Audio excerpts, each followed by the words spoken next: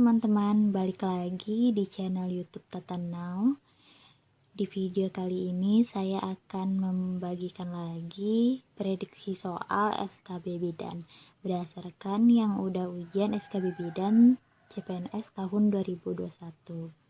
Jangan lupa tonton video-video sebelumnya ya.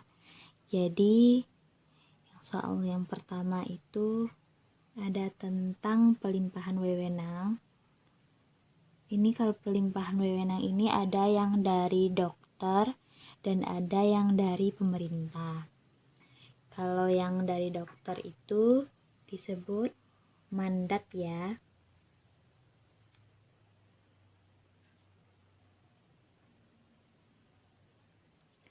Kalau yang dari pemerintah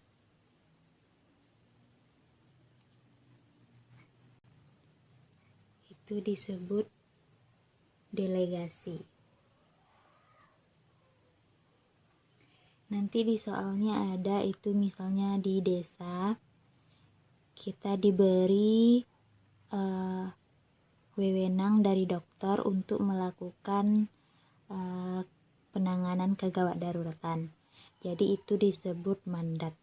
Nanti ini di soalnya ada tentang pasal 59 tentang pelimpahan wewenang berdasarkan kegawat daruratan. Ini bisa dibaca ya di pasal 59.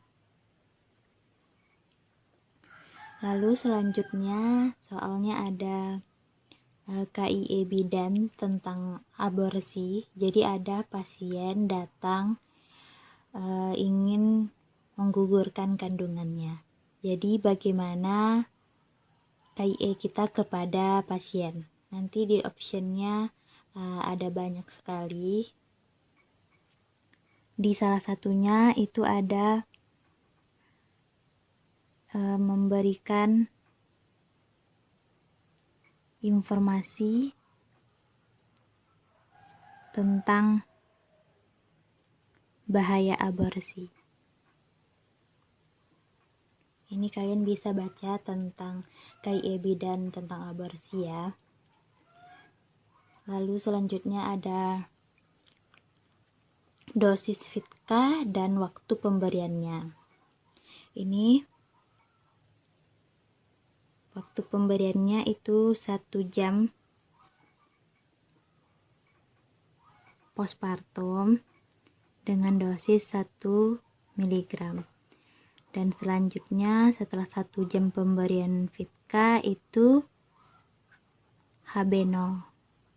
Itu 2 jam postpartum.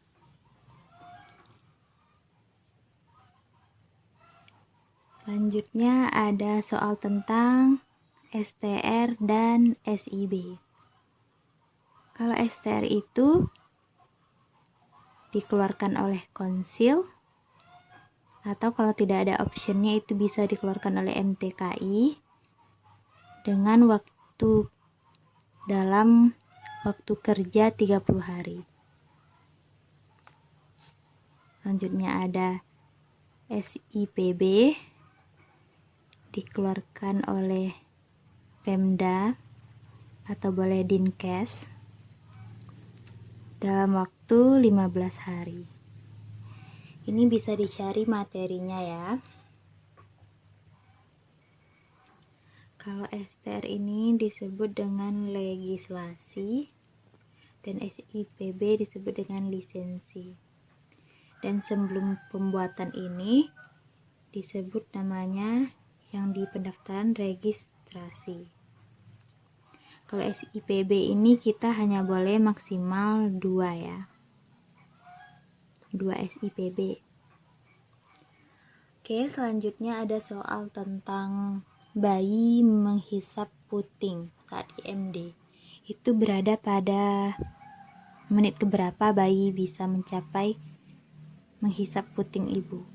Jadi kalau di teori itu ada 30 sampai 40 menit. Sedangkan di option nanti ada 10, 15, 20, 25, dan 30. Ini saya waktu itu memilih yang 30 menit ya. Selanjutnya ada anak yang cemburu kepada adiknya. Itu disebut apa? Disebut sibling rivalry. Ini kalian bisa cari materinya ya. Selanjutnya ada akseptor KB Ayudi ingin ganti suntik. Jadi kapankah bidan bisa menganjurkan untuk mengganti IUD-nya dan diberi KB suntik? Ini bisa dicari materinya, apakah harus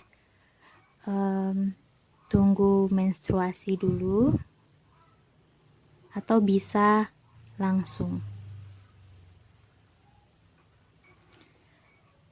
Selanjutnya ada informed consent dan informed choice. Jadi di soalnya ketika bidan ingin, yang kalau informed consent ya, bidan ingin merujuk tetapi keluarga menolak, apakah yang harus bidan lakukan? Itu adalah informed consent. Selanjutnya ini ada akseptor. Ada pasien yang datang ingin ber-KB. Apa yang dilakukan bidan? Itu ada informed choice. Bidan menjelaskan KB-KB apa aja yang ingin dipakai oleh pasien, dan nanti dijelaskan jenis KB-nya, efek samping. Jadi itu sebelumnya dilakukan informed choice dulu. Nanti optionnya ada seperti ini ya. Lalu selanjutnya ada tujuan IMD.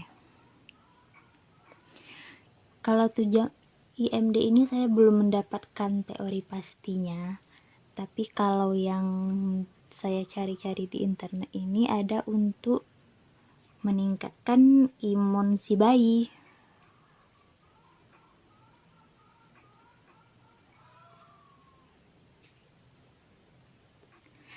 Dan sedangkan di soal saya tidak menemukan meningkatkan imun bayi. Jawaban yang mendekati itu hanya menjaga kehangatan bayi. Jadi saya pilih option yang menjaga kehangatan bayi. Oke, itu saja yang dapat saya sampaikan.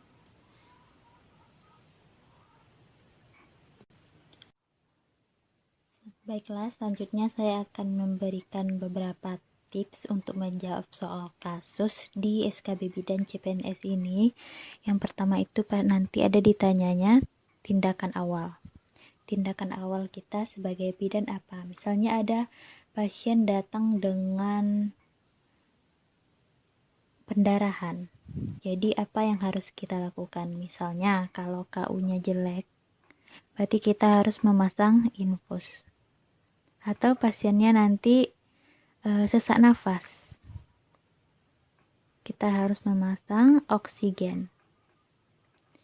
Lalu ada yang ditanyanya tentang tindakan selanjutnya, apa yang kita lakukan sebagai bidan. Kalau tindakan selanjutnya ini sesuai SOP ya, misalnya kita setelah melakukan suntik oksitosin, apa yang kita lakukan setelah ini? Pastinya itu adalah jepit tali pusat. Ini kita harus sesuai dengan 60 langkah APN. Selanjutnya ini ada tentang asuhan yang akan kita berikan kepada klien. Ini saya lebih ke KIE kita ya sebagai bidan. Misalnya ada pasien yang yang gawat, berarti kita harus melakukan penanganan rujukan. Sesuaikan dengan kasusnya ya. Selanjutnya ada penata laksanaan. Misalnya ini pasien datang dengan anemia, apa tindakan kita? Itu memberikan tablet Fe. Ini kalau penata laksanaan yang dimintanya atau tindakan kita yang dimintanya itu lebih kita ke prakteknya ya. Bagaimana cara mengatasi masalahnya dengan tindakan. Itu kalau dia meminta asuhan ini lebih ke teori kita. Misalnya kita anjurkan dia memperbaiki nutrisi. Kalau untuk asuhan itu orang yang anemia itu memperbaiki nutrisi. Jadi nanti disesuaikan aja pertanyaan dari kasusnya apa ya. Oke, sampai di sini dulu video yang dapat saya sampaikan. Semoga bermanfaat ya. Jangan lupa di like, komen, dan subscribe. Terima kasih.